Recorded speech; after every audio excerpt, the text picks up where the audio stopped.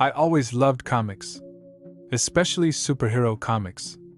Like a lot of people, I grew up reading Superman, Batman, Captain America, all that good stuff. But my absolute favorite was Spider-Man. So it's no surprise that I grew up to work at a comic book store. But that's not important. You want to know about the story? Well, one day after work, I stopped off at this little rundown toy store. The guy that ran the place looked about nonchalantly, almost as if I wasn't there. I looked around. There were a few nice collectibles on the shelves. But what really caught my eye was a strange action figure. It was a Spider-Man action figure, but unlike any I'd ever seen, it was all red, its webbing patterns were disorganized. The spider was crooked and looked like a real spider. Also, the lenses appeared to be broken. There were small painted-in cracks in the mask lenses. That unnerved me a bit, but I still thought it was cool. I bought it for a mere 50 cents. And a comic book was given to me for free. Comes with the figure, the store owner said, the only thing I ever heard him say while I was there. I left and brought it home to my apartment. I set the toy on a shelf with the rest of my personal collection. Yes, I'm a nerd. Get over it. You're here for the story, right?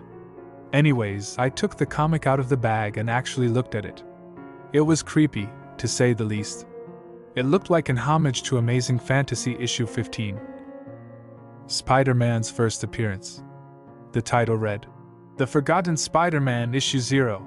It looked like the action figure, but the person he was holding looked limp, his head at an unnatural angle, his eyes closed. It didn't say who wrote or illustrated it. No Comics Code Authority symbol. Not even a Marvel logo.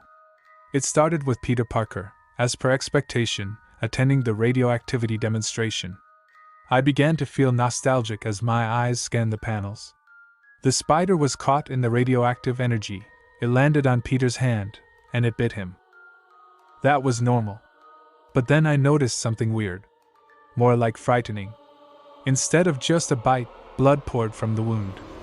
It covered Peter's arm. He was screaming, begging for help as the others looked on in horror.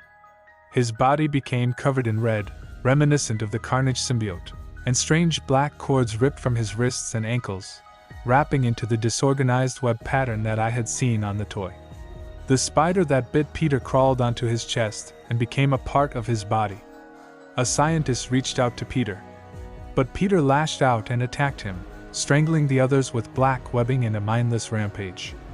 Suddenly I forgot that I was a 25-year-old man and I, like a frightened child, whispered, SP. Spider-Man. I continued reading. Spider-Man, if I could call him that, started brutally murdering people. The blood on the page was such a deep shade of red I almost thought that it was inked with real blood. I had to put it down. I was getting sick to my stomach. Then something caught my eye. I turned to see, sitting on top of my fridge was the toy. It was crouched in the trademark Spider-Man pose. It was freaky. I had put it on my shelf, standing straight up. The cracked lenses looked at me. And not just positioned in my direction, it was literally looking at me. I don't know how, but somehow I knew it wanted me to keep reading the comic. So, I picked it up and opened it again. Spider-Man was still killing. But what I saw only made it worse. He was making his way to his home, ripping off Mary Jane's head and beating people with her spine along the way. I was getting horrified, and then, in a full splash panel, he had reached his house. He killed his Uncle Ben first, blind with rage, and then ripped his arm off, beating Aunt May to death with it. I was getting sick again. I could have sworn I heard laughing in the back of my mind. It was the end of the issue. I saw a preview for the next one, which showed Spider-Man holding what looked to be Otto Octavius by the throat. I was grateful that the issue was over, but mortified by its contents. I turned to look at the Spider-Man toy. It was gone. Then I felt the issue slip away. In a fraction of a second, the toy was gone, taking the comic with it. I sighed with relief, until a voice spoke in mind, in a cruel, mocking tone. Till next time, true believers. It's been a month since this happened. I had learned that an artist, who had attempted to submit his work, A full horror-themed Spider-Man comic book to Marvel Comics, had died of overexhaustion, never eating or drinking, only working till his body just gave out. I learned this after searching up the Forgotten Spider-Man on the internet, an article about the artist being the only thing I could find. There was an image of the artist's desk included in the article, showing an unfinished cover of the comic book I had read. I was still traumatized by the events of that day, but I couldn't help feeling bad for this artist, as all he wanted was someone to appreciate his work. Now I suppose that I'm that person.